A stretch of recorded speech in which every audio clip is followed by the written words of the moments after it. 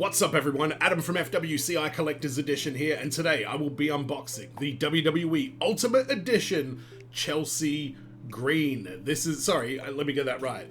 Chelsea Green! First of all, if I'm not at 1,000 subscribers, make sure you hit the subscribe button and leave a comment with the hashtag #GiveMePsylocke, and I will put you in the draw to win a Thanos and Psylocke 2-pack when I hit 1,000 subs. You have to take the Thanos, I'm not just giving you the Psylocke. So let's quickly cover everything that you get with this one. It comes with a set of pointed hands, a set of C-grip hands, and 3 different head sculpts.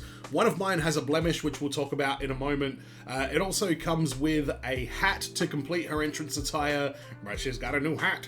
And a soft goods train for the entrance attire as well, which all are just this really crisp white color.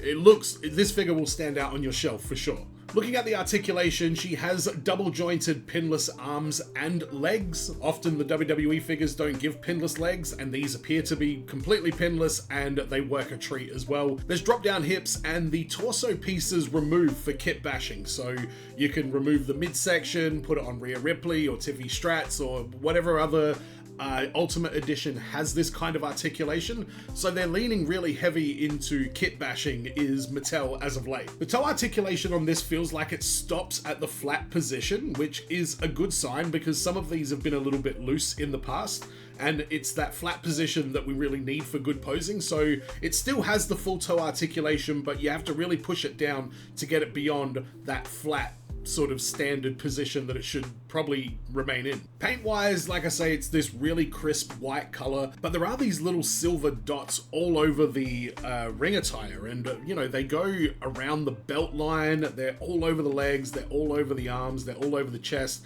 They're not on the boots, but there's so much paint deco with these little silver dots, and I think there was a mistake with mine, and somehow one of those silver dots got applied to the middle of her forehead. I don't know what this looks like. It looks like she has like a big pimple on her head or something, which really sucks to me because it's on what I'm calling the "who me" expression.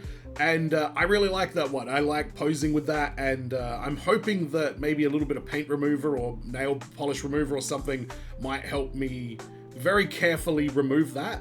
But it is like a kind of a blob. It's not just paint, it is like, it looks like it's been sculpted on to a degree. So I don't know, I'm gonna have to look into what I can do about that. So she comes with the full entrance attire.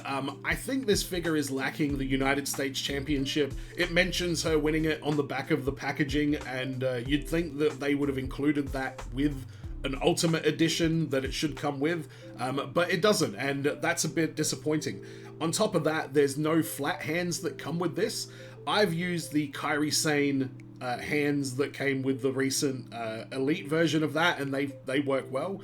But I think with this figure, if they put some flat hands in with it as well, it would have really sent it over the top in terms of options and the ability to get really authentic Chelsea Green posing.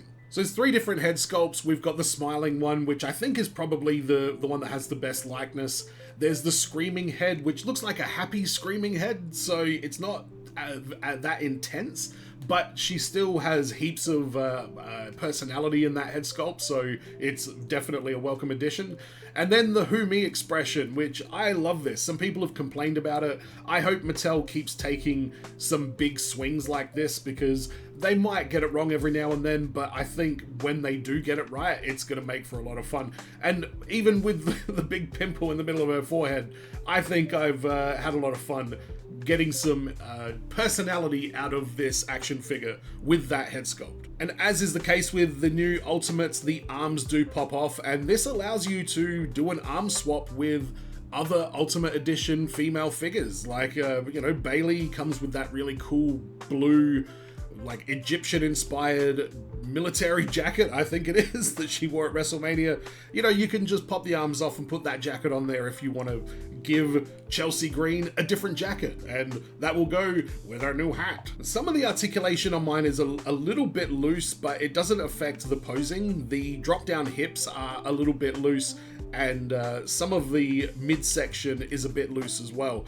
I think for posing and for kids that are going to play with this, the midsection is probably going to be a little bit of a problem because it does fall apart way too easily.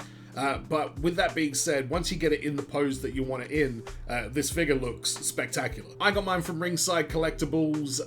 Yeah, in Australia it is a little bit difficult. Rob's Wrestling Collectibles on Facebook is a great place to try and get some of these difficult figures, but I went to Ringside for this one because I knew this was going to sell out pretty much straight away, and it did. And I did expect it to be popular because she's with Matt Cardona, and he's obviously got quite a following in the action figure space. But I'm glad I did, because Mattel are doing really good work with these female Ultimate Edition figures lately, and this one is certainly no exception. I think the missing accessories, like the flat hands and stuff like that, are a good sign that we're going to see more Chelsea Green figures in the future, whether that's Elite or whether that is more Ultimate Editions. I think we're going to see more of this wrestler in Ultimate Edition form, and I look forward to seeing what they're going to do with her, because she's very, very toyetic. This attire is so unique, but I think she's got so many more really good ring attires that they could bring to life in an action figure form. So it's a promising start for Chelsea Green in the Ultimate Edition space, and I can't wait to see more of them. But my final thoughts are that Chelsea Green is spectacular. Both the action figure and the physical, human, real-life wrestler. I have been enjoying her work on social media as well as on TV.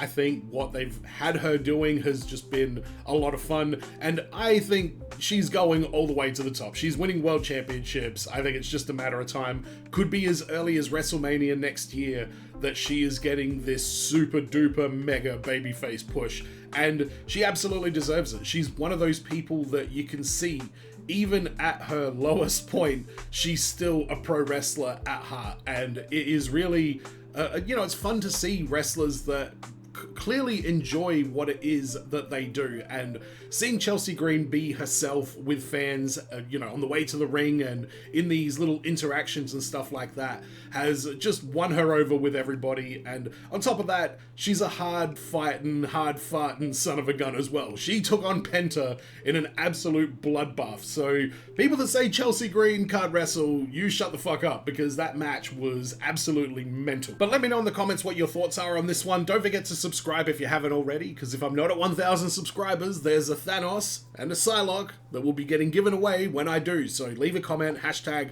give me Psylocke, and I will put you in the draw. And as always, everyone, be well, stay safe, look after your figs, ta-ta, and farewell.